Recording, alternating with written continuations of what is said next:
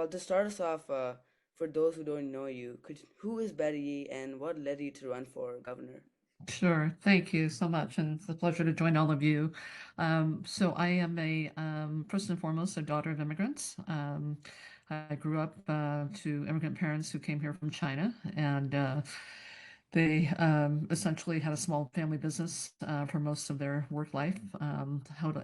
Owned a laundry and dry cleaning business in San Francisco, and were able to raise six kids, and all of us are college graduates. And my first foray into politics really happened when I was 13 years old, because when you have parents who don't speak English, you're an instant advocate for everything that they need in terms of interfacing with government agencies, with respect to my parents' business, with vendors, with banks, tax agencies. So all of those things. And so I got involved very quickly in terms of just seeing, one, the inner workings of a small business, and then two, really how to be a voice for someone, right? And so I really took my passion for numbers, which I learned from my family's business. I kept the books from them, and that coupled with just looking at how we can be advocates for people who don't have a voice in the political system can really come together in terms of how we can bring opportunity for communities. And so my at 13 years old, I was an advocate for my parents and trying to stop my little sister from being bused across the city of San Francisco as part of the school desegregation program. I was the spokesperson for four Chinese American families who didn't want the busing program to happen because none of them drove. They all were small business owners, and should an emergency arise with any of their children, they'd have to shut down the business for the day and take public transportation for well over 2 hours to bring their child home, when the elementary school was just a 2 block walking distance from my parents' laundry and dry cleaning business. So I advocated for that at the age of 13, and the busing program lasted the better part of the next 3+ decades, and everything was fine. Nothing happened to my family. But that one experience was just etched in my mind throughout the rest of my academic journey, as well as my career. And that was, I was a voice for someone. And you really begin to realize that in our political system, to have it work well, you want full participation in our democracy. And for those whose voices aren't as developed yet, how to be their advocate. And I didn't think I would ever run for office. I've worked for many, many elected officials using my finance background, and really am an expert in state and local finance, including tax policy, and began to really hone in my experience at the state level in the 1980s during the height of the HIV/AIDS crisis, trying to bring back some dollars for county public health departments who were dealing with that issue. I was on the Santa Cruz County Public Health Commission. I was appointed by one of the supervisors there, and then immediately was asked to go advocate for more public health dollars during the height of the HIV/AIDS crisis. When I went to Sacramento in the 80s, there were very few people who looked like me advising legislators about fiscal policy. And I'm glad to say that's changed a lot now, much more diversity among the senior staff levels. And so I became a fellow in the California State Senate, and really began my career really specializing in public finance at the state level back in starting in 1988. And that's been my career. I was appointed as former Governor Davis's budget director, and then was elected in my own right to the nation's only tax commission, elected tax commission, the State Board of Equalization. So my journey is a little atypical. I didn't start out in local government, but I really had a discipline that I wanted to continue to be of service. And so I ran for the Board of Equalization, served 2 full terms there. And then because of my background in tax, I wanted to stay in that arena. And so I ran for state controller in 2014, and I served 8 years in that office. And then took some time because I wanted to really lean into the fact that my mother was turning 100 the year that I was termed out as controller, and I had been experiencing a lot with my family about how to just really be better prepared for caring for our elders. And the whole care sector in California is very, under-resourced, and so wanted to have firsthand experience in that full time. And I launched my campaign for governor in 2024, right after the March primary. But the reason I'm running is that I really want to apply my fiscal and financial discipline to make California add up for everyone. So we live in a high cost state. There are things I think we can do in terms of how we can deal with the issues of affordability, particularly housing, and also healthcare. For many households, they're also dealing with affordability of electricity bills. And then, of course, for our young people, looking at how we can have higher education not be something that saddles them with debt, and where they can actually have pretty good opportunities for economic mobility once they graduate. I You mentioned Mr. Calderon dropping out of the race. The filing deadline was last Friday, Yep. and I did file to declare my candidacy, and we will be staying in the race. When I ran for controller, I was also the underdog, and it was a crowded field, open seat, and it just compels me to work harder. And we've been running a grassroots campaign where we've been traveling the state, going into communities for anywhere from 2 to 4 days at a time, really learning what the issues are top of mind for all of our diverse communities in California, and then helping me to prioritize the issues that I want to really focus on as governor. And I will say that there are a couple things that I do want to focus on. One is the affordability, as I said, of housing, healthcare, electricity prices, education, higher education, but also how we look at growing this economy because we are a large global economy, and I don't believe we've lived up to that full ambition of what that means yet. And my own personal belief is that if we're going to be a large, strong global economy, that has to rest on the economic health of each and every Californian. So that's really why I'm running, and I'm just happy to be here to share more about your thoughts. Yep. Thank you for the answer. I mean, your story has been very impressive and um, yeah, and continues to inspire a lot of people. I mean, starting at the age of 13 is really impressive. You spoke about having a career in public finance, and you've had a knack for numbers ever since you were little. And your campaign has emphasized responsible budgeting. How would you reduce the budget deficit that you mentioned on earlier while still protecting essential public services? Yes. So we have in California a revenue system that's very volatile. It's highly dependent on personal income tax, and that is now becoming more and more dependent on stock market related income, right? Whether it's options or gains, all of that.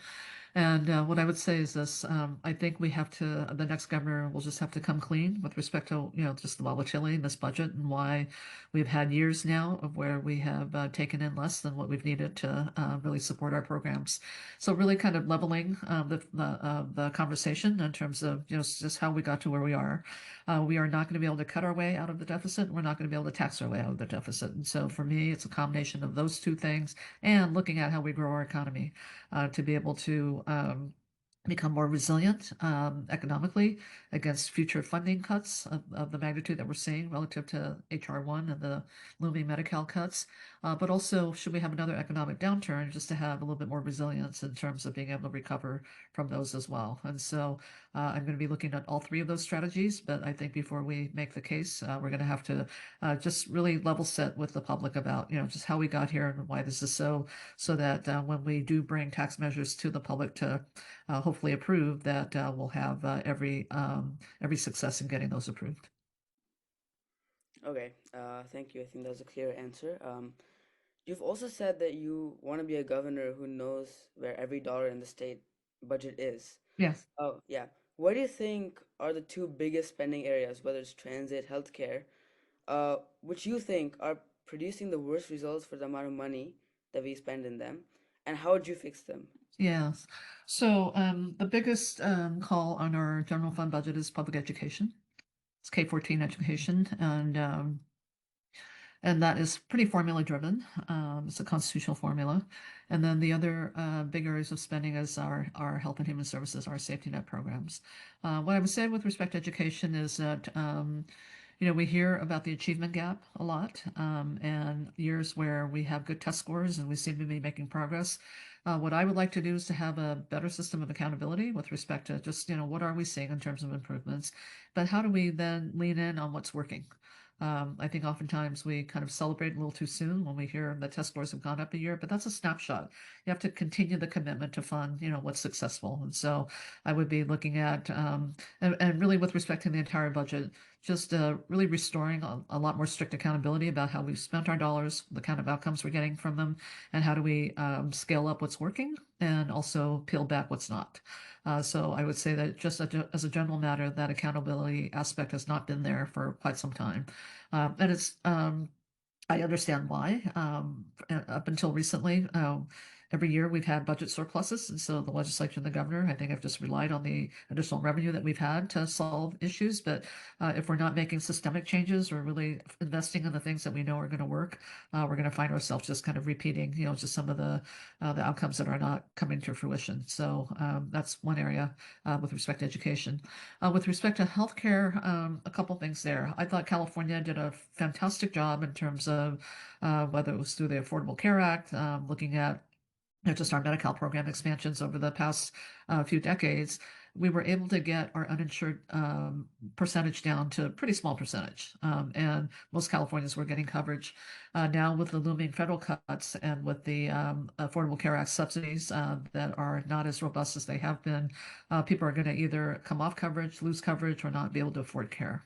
So I think with respect to this area, I would really want to know how can we do everything we can to make sure that Californians have health coverage? How can we be sure that they have access to health care? Because if they don't, they are going to resort to more expensive care in our emergency rooms when they need it. But this is a matter of looking at, what does healthcare need to look at statewide? And as I've said, as I've traveled the state, healthcare is going to look very different in like the remote areas of the Eastern Sierras versus, here in the Bay Area or down in Los Angeles. And so I think these are the kinds of things we have to look at as a matter of state policy that we have to get more granular about just how those dollars can really meet the greatest need and produce the most effective outcomes. So again, it's accountability. Yep, thank you. I mean, accountability is a huge issue, and it's really great that you're trying to promote and expand that in our state. I think you mentioned about the state taxes in California, Yeah. and a lot of people, a lot of citizens in California and throughout the world say California is an overtaxed state.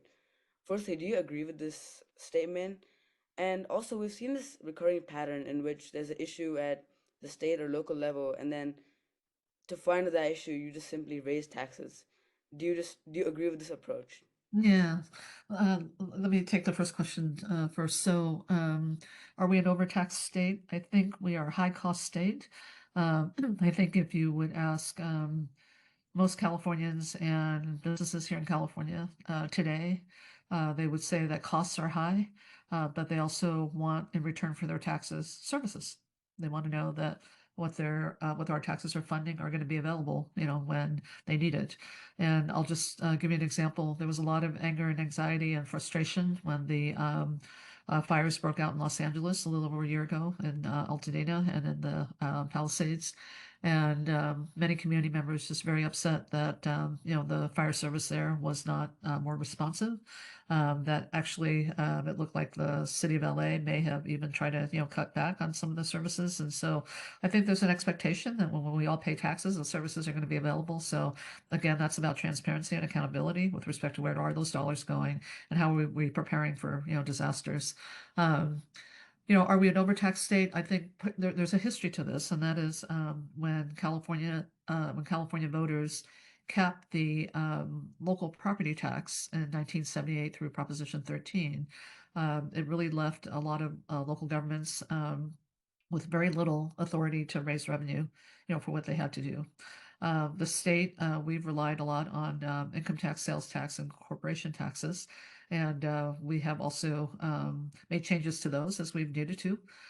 But all to say that I think I saw over the course of my career that after Proposition 13 in 1978, we saw a proliferation of, just more taxes locally, whether they're parcel taxes, sales tax increases, just to fill the gap, what property taxes used to fund.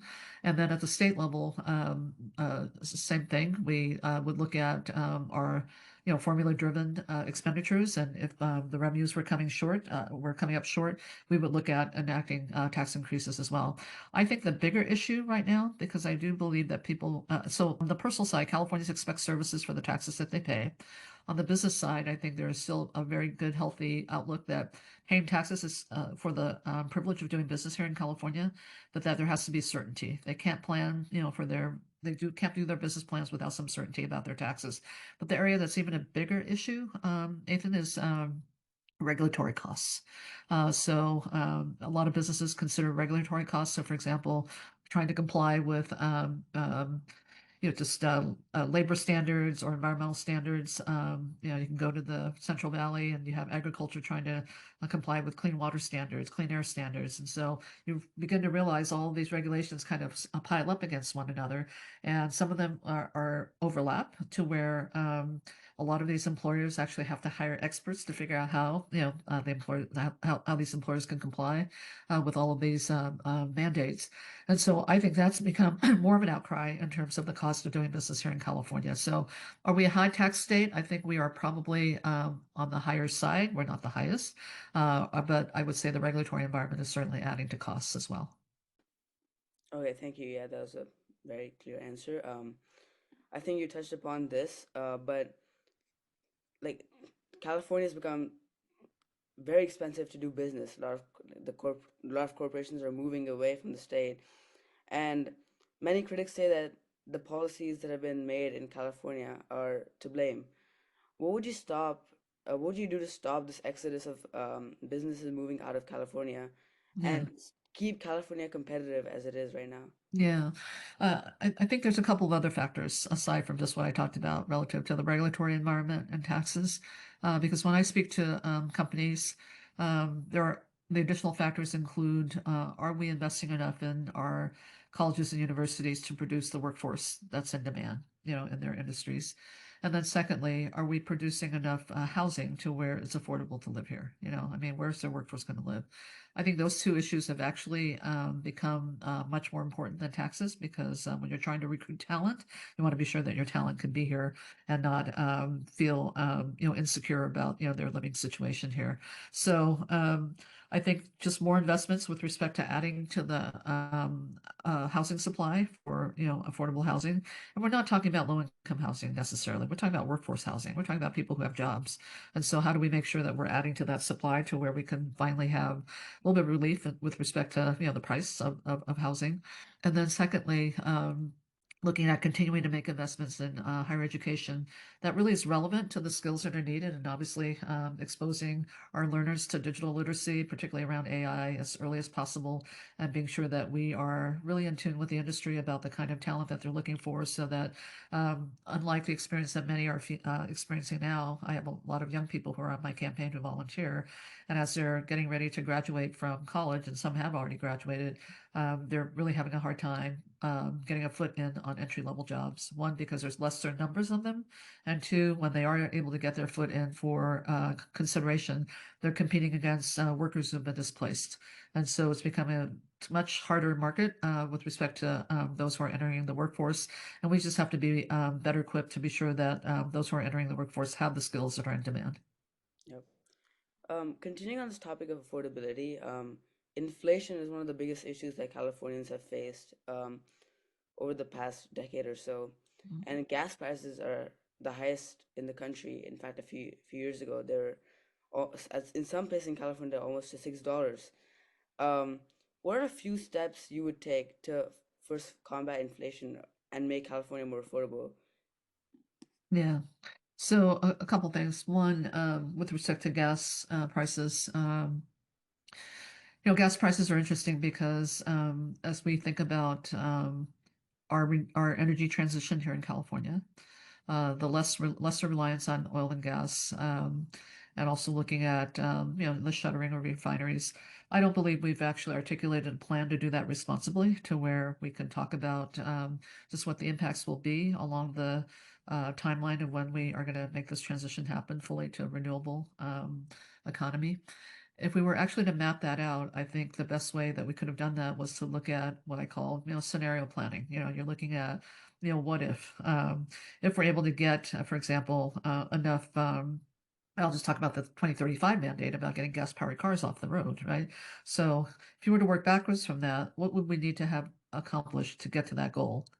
Like 5 years from now, 10 years from now, and just be able to set up those interim goals and targets so that we can be very transparent with the public about what we believe we can get done. If we don't meet those goals, then we need to have a serious conversation about why, and when we might be able to meet those goals, or maybe it's a completely different alternative altogether. But to not have a roadmap that we can all follow and to keep us on track about the things that we have to do to get to the 2035, I think is irresponsible. And it also says to me that we are just trying to piece this all together, real time when this requires some serious planning. I'll give you an example. To get gas-powered cars off the road, I've always thought that we needed probably some interim fuels. So how do we make, for example, um, just the next blend of, diesel or maybe clean hydrogen or, whatever the fuels are, but that we're not going to go to electric overnight. You can't flip a switch. You've got manufacturers of these electric cars that just aren't even, equipped to, supply what we need. You have the infrastructure of charging stations not being plentiful enough, for people to be able to own these cars in all parts of California. So what does that plan look like when you roll out in terms of what you want to achieve 5 years from now, 10 years from now, all of that?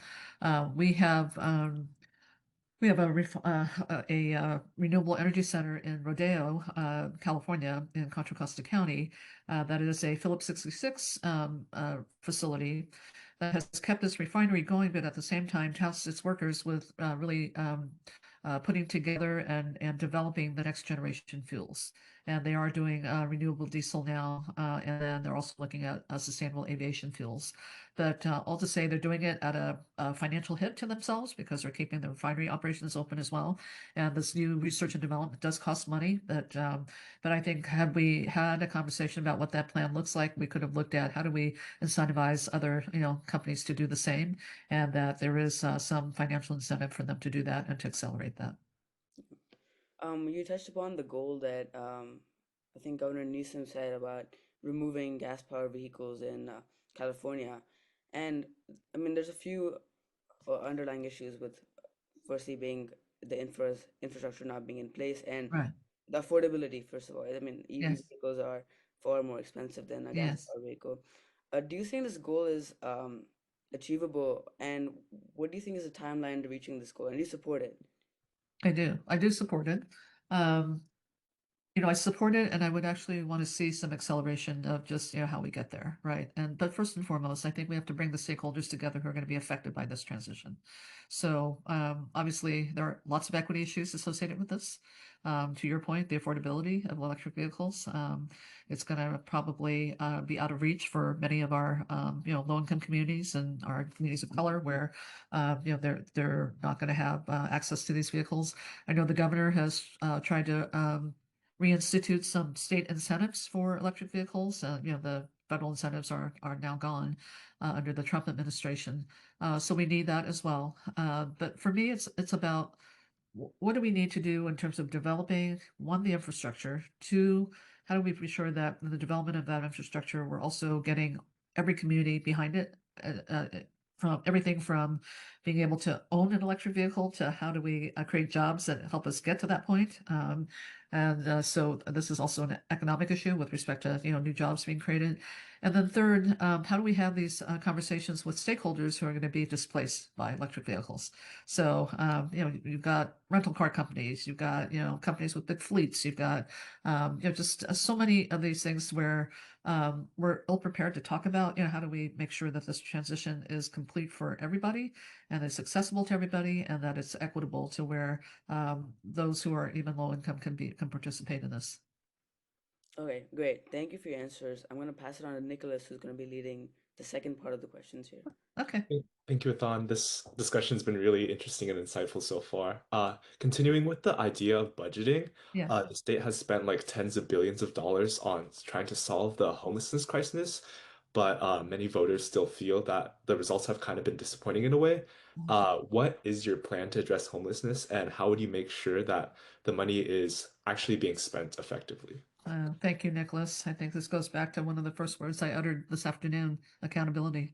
Um, I think there is, and as I've said earlier, I think accountability sometimes takes a back seat when we have budget surpluses, and so you can just direct dollars to where they need to go, and then not necessarily have to revisit whether they produce the outcomes that we want. But for the amount of money that we've spent, and frankly, for any money that we spend, where the state has the ability to have a pot of money but where the counties and the cities really have the responsibility for how we serve our unhoused population, we have to have a conversation about roles and responsibilities and coordination. And that conversation never happened because you know that what works in one city probably isn't going to work in another. I mean, there's just unique circumstances, right? So on the one hand, you need flexibility in terms of how cities can spend this money, but they also need to have a relationship with the counties to bring the services to support those who are unhoused to be able to move to hopefully more stable housing. The HUD model in terms of how to deal with the unhoused is one that I actually like. And we've seen some counties in California continue to utilize that model, but it comes with accountability at every stage. And that is for any unhoused person, we get them into interim supportive housing immediately. And this is just to stabilize their situation. They're brought in from the streets and they have essentially a place where they can have their belongings, lock their door, and then we start to provide some services for them. Once they're able to become stabilized, they then go into more permanent supportive housing where they definitely are seeing results from the services that they're getting provided and are stabilizing to the point of where they are ready to move into a stable rental situation. And then once they are able to be stable in that environment, I'm going to say there's no reason why they can't also then think about moving towards home ownership. So all of these stages under the HUD model has comes with a set of accountability measures where different levels of government and all the players that are involved in every stage hold each other accountable for the outcomes because it's not just necessarily the counties, it might be some community-based organizations that are helping them reach that. So I would say accountability, coordination, and also looking at just the review of what systems have been built underlying the problem that can be relied upon when we try to meet the needs of those who are unhoused in the future. And then let me just say this because this is really important as well. We should do everything we can to prevent people from becoming unhoused. And on that, it means, just trying to get more people into affordable housing. We need to increase the supply of affordable housing. There are ways that we can do that much more quickly. But also, if someone is having a particular crisis in their life where they're not able to pay the rent, I dare say it's easier and much more cost effective to help with rental assistance than it is to see them have to become unhoused and then be in that spiral of having to get back into a stable situation. That makes a lot of sense. I think accountability is very important. And I know you mentioned like the possible loss of federal funding in some areas, Yeah. and with California agencies warning about like coverage losses and funding pressures in healthcare programs, would you commit to minimizing the coverage losses even if it costs the state more? And how would you replace those lost federal dollars? Yeah, no, this is the big debate right now. We have, first of all, I think let me just take healthcare as an example. We, with the Medi-Cal cuts that are looming right now, and this is a program that's administered by the counties, obviously overseen by the state, but with all the requirements associated with Medi-Cal to just make it harder for people to stay on or make it more onerous administratively. So more frequent eligibility redeterminations, looking at job requirements for those who are able to work in order to receive Medi-Cal coverage. So all of those things are going to have to be determined by the counties. And right now, I think we should be looking at the state, how we can support the counties in terms of being able to meet those new requirements. From an administrative standpoint, we have a lot of small counties too that don't have the capacity to be able to do that. So how do we maybe develop a consortium of counties that could be, supportive of one another relative to, just IT systems that can, help facilitate that. But I mention all this because a lot of this is very much about the county success is going to be the state success in terms of keeping people covered. Um, I want to, at the state level, be sure we are wringing out every inefficiency in the Medi-Cal program. I know there is probably quite a bit of fraud in Medi-Cal because we've not had the ability to do independent audits of the Medi-Cal program for quite some time.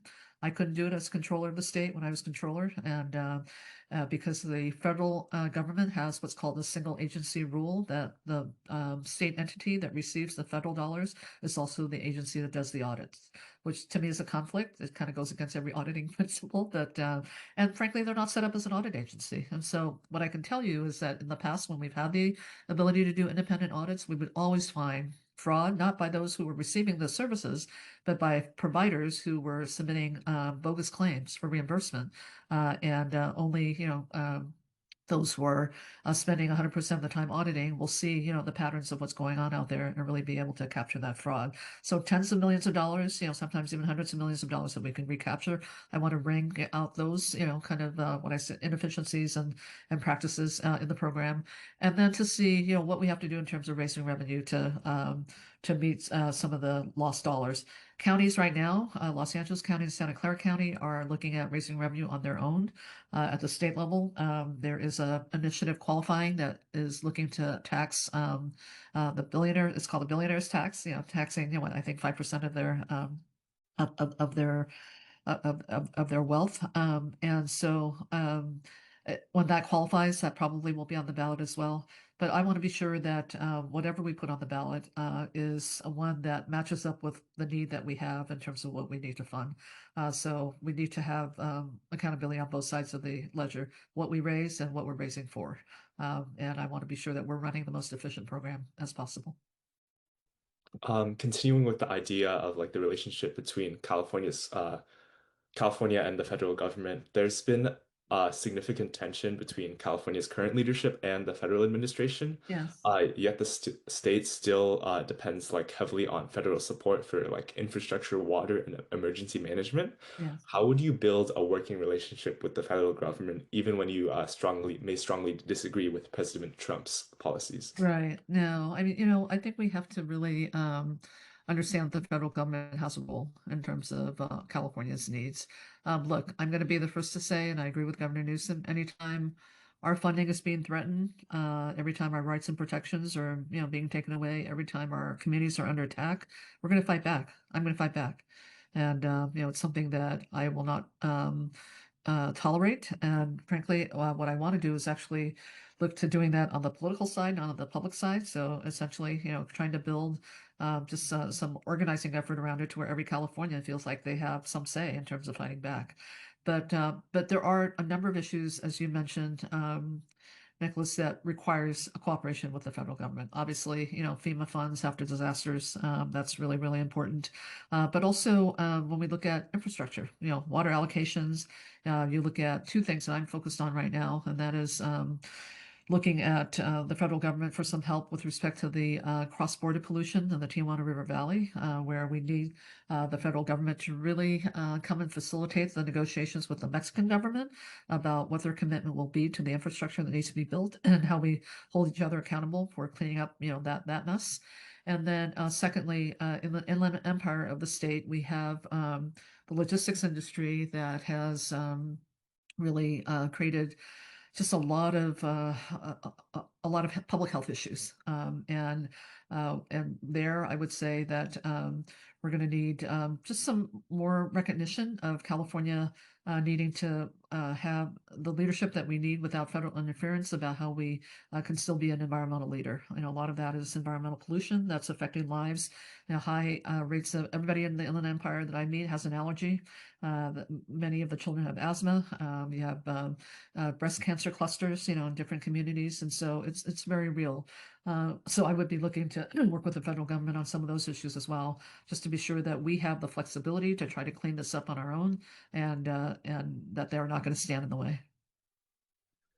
Continuing with the idea of like support across the aisle, Mhm. California is deeply divided on many major issues. How would you kind of build that bipartisan and cross-community support to uh, tackle big challenges like climate policy, public Mhm. safety, and like Sure. economic equality? Yeah, thank you. Um, I think about as I travel the state with this campaign and going into red, purple, blue parts of the state, the one issue that everyone has in common throughout California is they want service delivery. They want to know that they can count on their government to just deliver basic services, and that if they're going to pick up a phone and call a government agency, somebody's there to answer the phone to assist them. So that is going to be something that I'm going to lean in on. I mean, that is a service. That is what government's about, is to serve our communities and our people. But the other thing that I will say is this. When I think about the climate crisis, I think about it in a number of ways. The climate crisis is actually interwoven with almost everything that we do here in California. Everything from how we look at disaster preparedness and response, to how we look at building housing, how we look at investing in public transit, to public health. And Also, more importantly, how do we tie it to the economy? And where I look at this being a bipartisan issue is how do we look at climate as being an economic catalyst for creating jobs? And where I believe we can create jobs as a result of that is, we have the innovation here in California. We do need to have climate technology really be much more accessible to households at the household level throughout the state, whether it's water technology to help with conservation or gray water systems in homes to be able to do, kind of on the spot water treatment. I mean, all of these things really are going to be just what we're going to be relying on in the future for to deal with the climate crisis. So I would look at it as an economic issue in terms of how do we create jobs? How do we look at making California the industrial leader of climate technology, where we can actually look at diversifying sectors of our economy around the state and building jobs.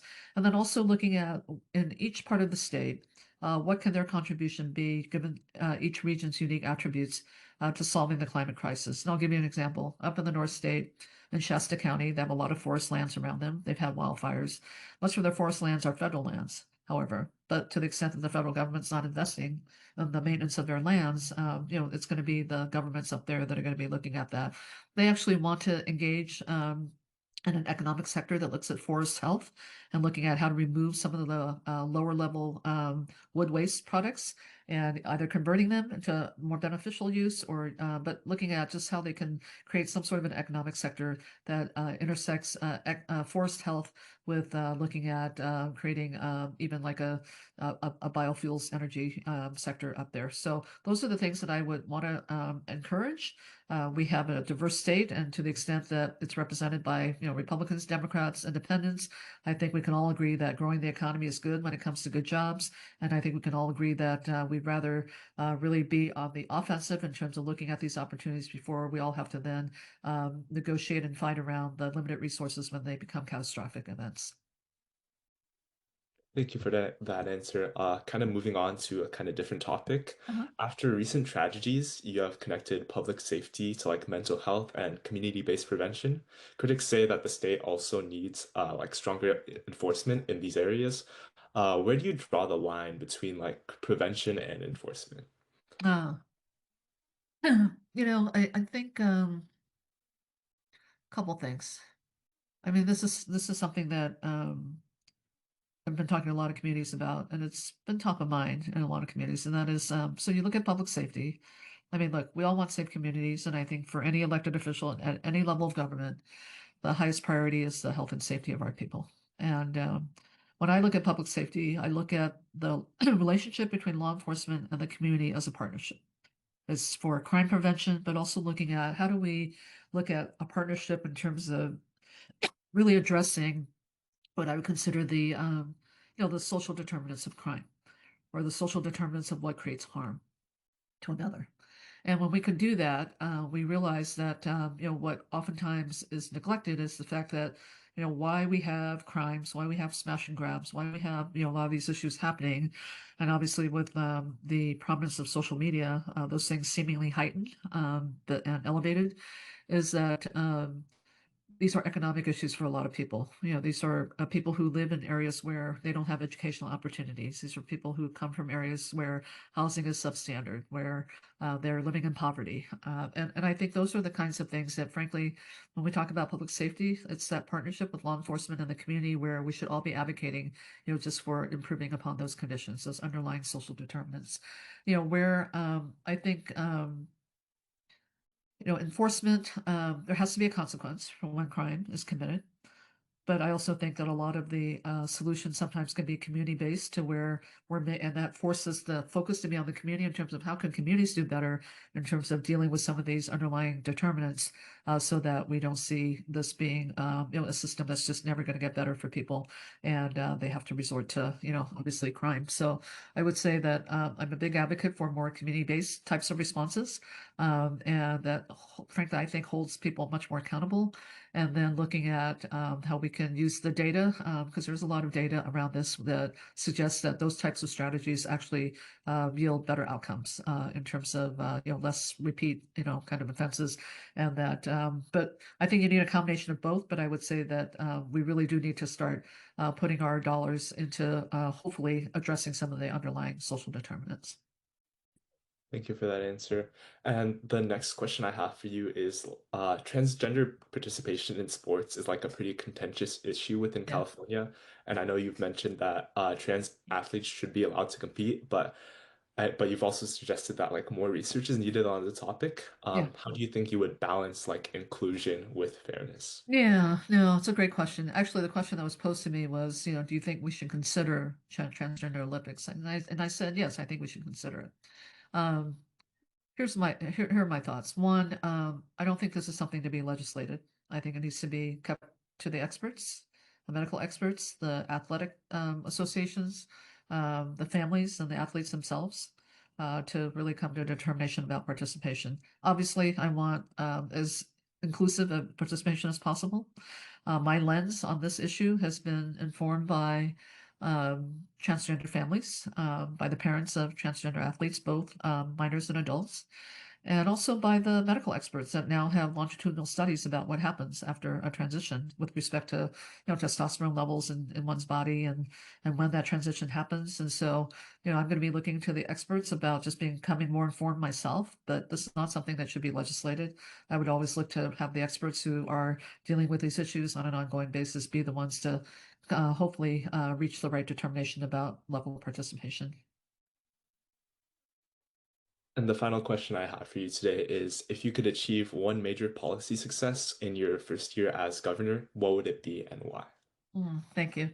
Um, my first year, what I would really hope is that we really can stave off the number of people who are becoming unhoused. I think this is one where um, the complexion of who's unhoused right now has become much more diverse. And I would like to be able to just, kind of tear that apart a little bit and get more granular about what people's needs are. But I don't want this affordability crisis to add to people's burdens. And so I would look at every opportunity, including accelerating building more affordable housing, looking at how we bring down the costs of what we build, even offering some sort of housing assistance, and then also stabilizing rents as a way where I can say to the people of California, you're not going to lose the roof over your head. So just continue to make progress there. Thank you for these answers today. I think it's been really informational, and I think I've definitely learned a lot. And I'll pass it back to Thom. Okay. Yep, thank you, Missy. I mean, everything's been super insightful, and I've found this conversation really interesting. I want to ask Kamon if he has a question for you, Okay. and then we'll end from there. Thank you again for your time. Of course. Thank you. Yeah, I guess I just have one question. As a youth living in Modesto, I Yes. think there's this sensation that, the Central Valley is producing a large share of California's agriculture and energy, but, I feel from a lot of people in the community that they feel underrepresented when they like buy their politicians in Sacramento. Yes. So, as governor, how would you ensure that regions like the Central Valley are having a stronger voice in state policy? Yeah, thank you for that question. So I was just in Visalia yesterday, and so I spent a lot of time in the Central Valley. My perspective about that is this: look, I'm from San Francisco. I'm from the Bay Area, and I am very sanguine about the parts of California that don't get the attention that they need. And frankly, a lot of the challenges and a lot of the areas that bear the biggest challenges here in California, I believe should be getting a lot more attention. And the reason being that I also believe that those who are closest to the challenges are probably the best architects of the solution. And so looking at how we essentially uplift communities that are facing these challenges, and is there kind of an economic tie? So in other words, for any challenge, is there a way to solve it that also brings economic opportunities? And that's why I'm very focused on the Central Valley with respect to looking at issues like growing the healthcare workforce, right? And being sure that communities aren't having to drive long distances to just get basic care. I know in the Central Valley, there are many parts of the Central Valley that don't have the census to be able to support a full-scale hospital, but you still need emergency services, you still need primary care services. So what does that look like? So just really engaging the communities in the Central Valley about how we can be sure that you have access to healthcare and being sure that we are growing the healthcare workforce from the people in the communities that know what the challenges are. Because to me, that's important to finally, hopefully get culturally appropriate care, to really understand the actual health conditions that do arise coming into health systems, because the providers are right there in those communities. And then secondly, looking at, as I said earlier, technology. So whether it's ag tech, water tech, but really looking at the Central Valley as, where can we have, for example, a center of excellence on water? I mean, everything that's about water that is just a challenge happens in the Central Valley. So it seems to me that we can have, maybe like UC Merced become like a center of water excellence, so that we can bring all of the best research, all of the best practices, all of the information and data to bear, where we can tackle this problem with the academic heft, but also with academia, hopefully helping to produce the workforce that's going to be on top of this as well. So I look at it from that perspective, and so I'm not going to be ignoring the Central Valley. I think it's the analogy I like to make is that with every living organism, you have to take care of the heart. The Central Valley is the heart of California, and we have to take care of it. So I couldn't agree more. Thank you. sure, thank you. I think with that we'll end. Thank you so much for your time, Miss E. This conversation has been really insightful, and thank you for taking your time out to do this. Absolutely. I appreciate all of you doing this, and just keep doing it. I love the fact that you are so engaged and involved already on the policy front, and there's lots to do in California and beyond. So look forward to your continued leadership. Yep. Take Thank you. Thank care. you. Thank Of you. course.